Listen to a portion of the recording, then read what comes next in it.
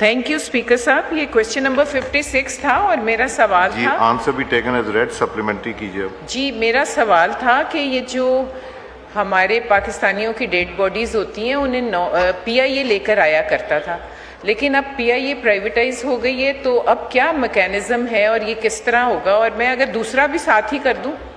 जी on साहब। जी शुक्रिया जनाब स्पीकर, मैं माज़रत ख्वाह हूँ जी, थोड़ी सी देर हो गई। हमारे एक वो एम्प्लॉय हैं, उनकी कोई हादसा हुआ था।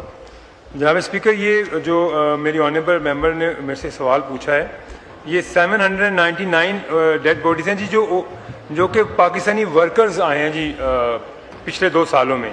तो जो पाकिस्तानियों का डाटा है जी वो इससे ज़्यादा है, लेकिन ये जो हमारे वर्कर्स वहाँ पे जो काम करते हैं, वो जो मुख्तलिफ ममालिक में हैं, उनका डाटा है जी, जैसे सऊदी अरेबिया है, UAE है, बाकी जो गल्फ़ के हैं, इटली है, जर्मनी है, तो उनकी मैंने डिटेल इसमें हमने दे दी है जी।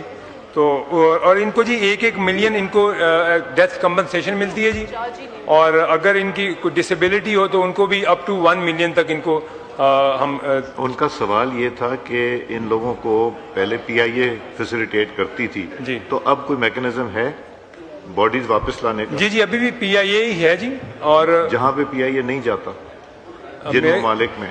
नहीं जी, मेरे ख्याल से अभी तो जिन ममालिक में PIA जाती है उन सबको हम लोग उन्हीं को OPF भी और जो बाकी एयर जो हमारे हैं डिपार्टमेंट के लोग, हम ही उनकी जिम्मेदारी लेते हैं। Italy, Germany?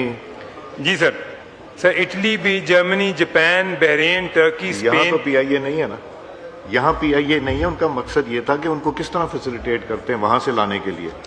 सर उसमें हम फिर डिफरेंट जो है हमारा OPF जो है सर, वो दूसरी एयरलाइन को ऑर्गेनाइज करते हैं जी, ठीक, और उनके साथ उनका जी कॉम्बिनेशन बना के रूट का, तो फिर उसको डेड बॉडीज को लाया जाता है पाकिस्तान जी। वो मकसद था, वो PIA फ्री ऑफ कॉस्ट लाता था, तो ये कैसे लाते हैं?